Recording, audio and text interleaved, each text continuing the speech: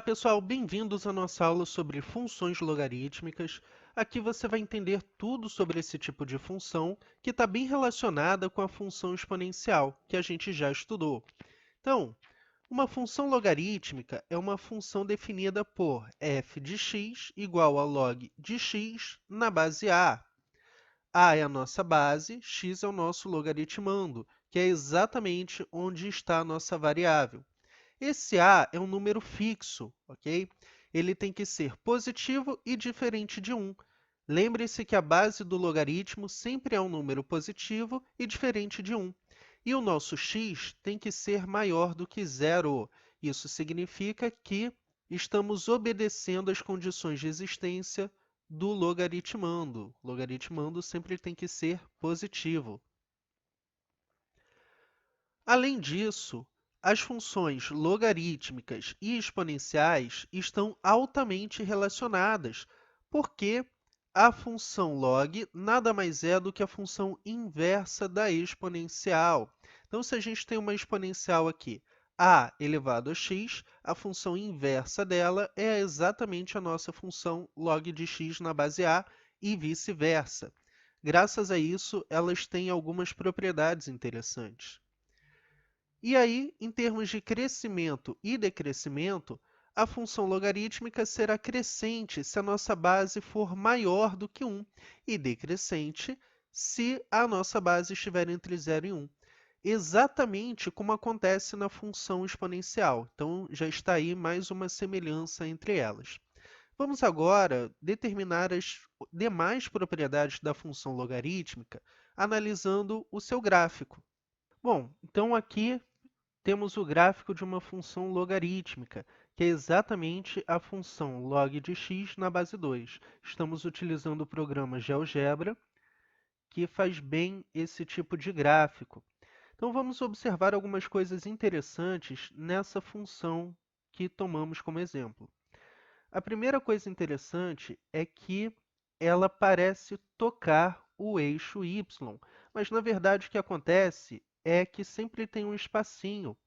Então, parece que encosta, mas se a gente for aproximando, a gente vai ver que sempre vai ter um espacinho aqui. Então, ela tende ao eixo y. Então, a gente diz que o eixo y é uma assíntota vertical para essa função. Outra coisa interessante é que ela corta o eixo x. E se ela corta o eixo x, isso significa que ela possui uma raiz. Essa raiz está exatamente no ponto 1.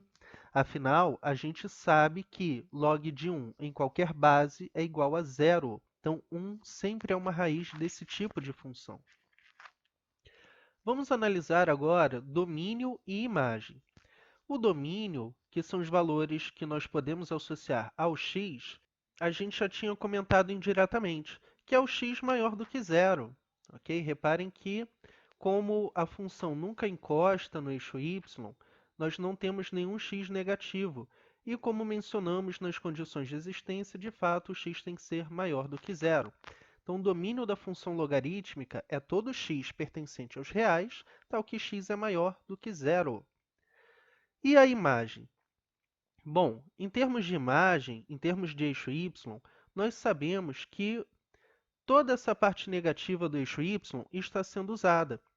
E a parte positiva? A função na parte positiva cresce bem lentamente, mas ela cresce. Então, a imagem da função logarítmica são os reais, ok? Quanto maior for o valor de x, maior será o valor de y nesse caso, ok? Vamos comparar com algumas outras funções o que acontece quando a gente aumenta a base.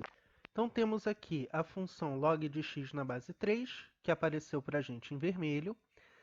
Reparem que antes do 1, antes da nossa raiz, a função em vermelho, log de x na base 3, cresce mais rapidamente do que a função verde, log de x na base 2. Depois da raiz, essa lógica se inverte e a função log de x na base 2 passa a crescer mais rapidamente do que log de x na base 3. Quando a gente adiciona uma outra função, que é log de x na base 4, essa lógica também se verifica. Reparem que antes do 1, a função que está crescendo mais rapidamente é a log de x na base 4, que é a função que tem a base maior. Depois da raiz, essa função passa a crescer mais lentamente do que as outras, ok? Agora, vamos ver o que acontece quando a gente arrasta o gráfico da função log de x na base 2. A gente chama esse tipo de situação de translação. Então, vamos arrastar a função para a direita, para a esquerda, para cima e para baixo, e vamos ver o que acontece com ela em cada uma dessas situações. Então, fiquem de olho aqui na janela de álgebra, nessa linha especificamente que vai ilustrar as mudanças que acontecem. Então, estamos aqui subindo com a função. Toda vez que subimos com a função, a gente está mexendo na parte de fora dessa função. O logaritmando não se altera e a gente está somando um valor, ok? Por outro lado, se a gente arrasta essa função para baixo, o que vai acontecer é exatamente o oposto.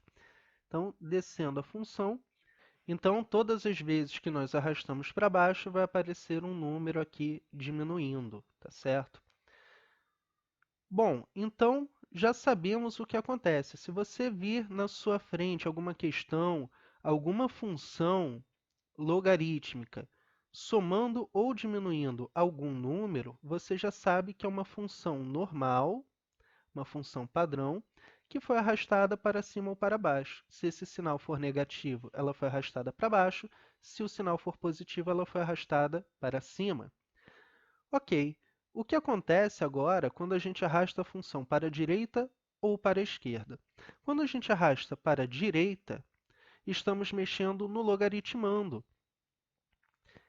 Então, mexer para a direita significa diminuir algum valor aqui no logaritmando.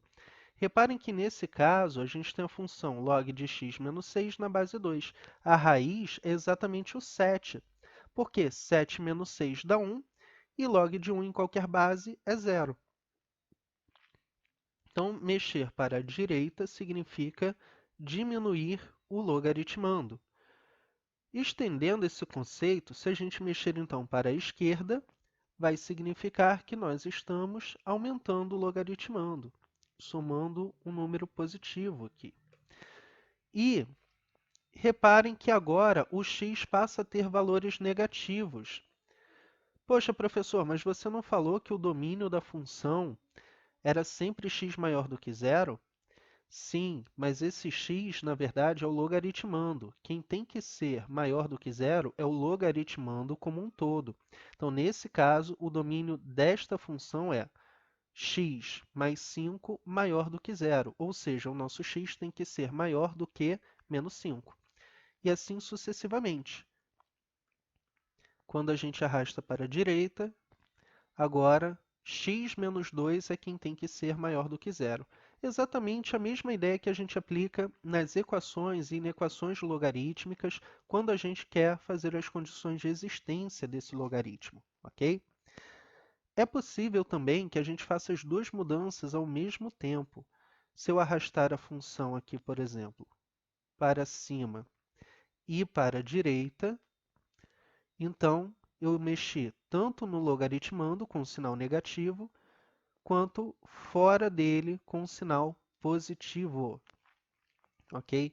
Com isso, você já vai poder entender e traçar o gráfico corretamente de qualquer função logarítmica.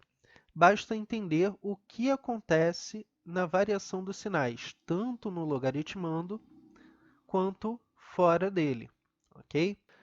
Bom, agora vamos trabalhar com uma função logarítmica que tem a base entre 0 e 1, que é a função log de x na base meio. Reparem no comportamento dessa função. Agora, ela é uma função decrescente, como nós vimos anteriormente. Então, base entre 0 e 1 significa função decrescente. Em termos de domínio, o domínio não se alterou, continua sendo x maior do que zero. Em termos de imagem, também a imagem continua sendo reais, ok?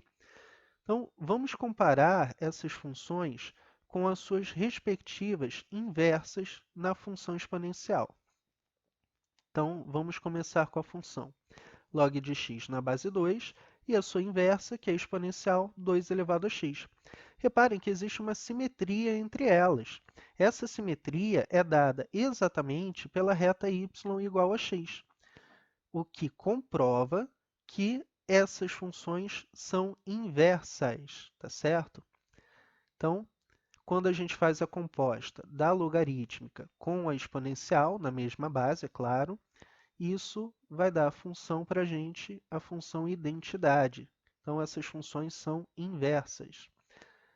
O mesmo vai ocorrer na função log de x na base meio e na função meio elevado a x. Reparem que agora a simetria continua sendo em relação à reta y igual a x, mas nesse caso elas passam a ter uma interseção. Essa é a diferença em relação ao caso anterior, mas o comportamento das duas é exatamente simétrico, ok? Uma continua sendo o inverso da outra. Agora, por fim, vamos relacionar as funções log de x na base 2 com log de x na base meio. Então, elas formam aqui exatamente essa figura. A interseção delas é exatamente o ponto 1, já que log de 1 em qualquer base é zero. E elas têm uma simetria em relação ao eixo x, ao eixo das abscissas. Perfeito? Então é isso, pessoal. Espero que vocês tenham gostado dessa aula. Deixem aí as suas sugestões, críticas, elogios, para a gente ter esse feedback de vocês, que para a gente é muito importante. E grande abraço! Até a próxima aula!